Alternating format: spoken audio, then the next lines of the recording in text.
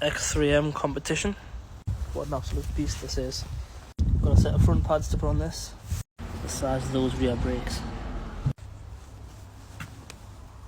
First thing we're going to do is back off the brake fluid cap. Twist this knob here, pull this out, and there's a brake fluid cap. Obviously we don't want to over pressurise them when we're backing off the front pistons for the brakes. The actual size of those. So we need to remove the brake pads and replace them. We need to push back between the disc and the pad to push this back.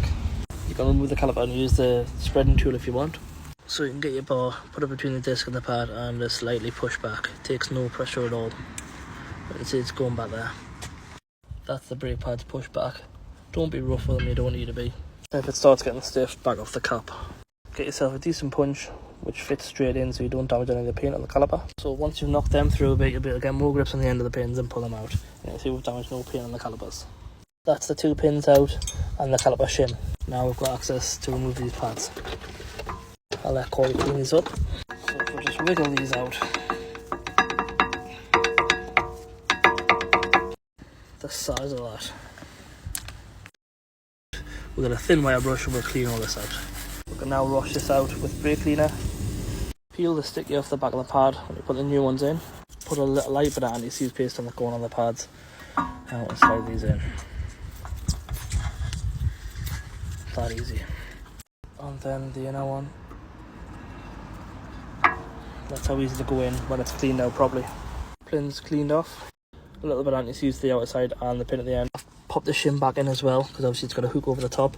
Then if you push this one down while pushing your pin in, it'll go in fine. So that's that all done. These pads have the weights on. These ones should. I don't know why they've been knocked off. They even come from factory from what I've seen. So that's that done. And torque the wheels.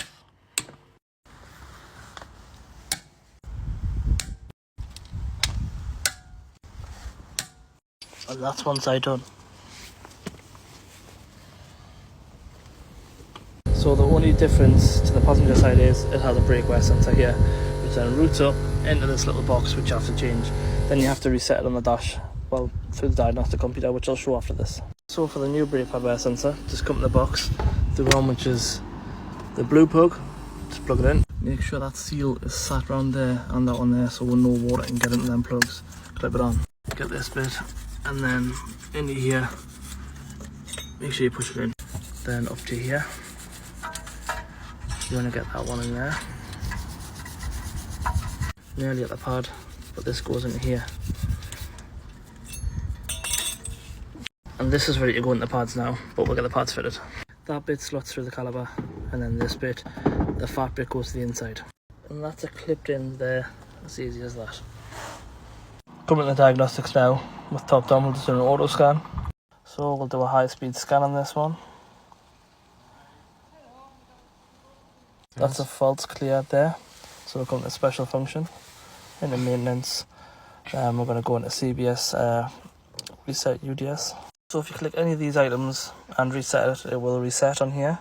But with what having BMW Online, we can reset all the service history through the dashboard, through the X-Drive. So we'll come into the vehicle, into service history.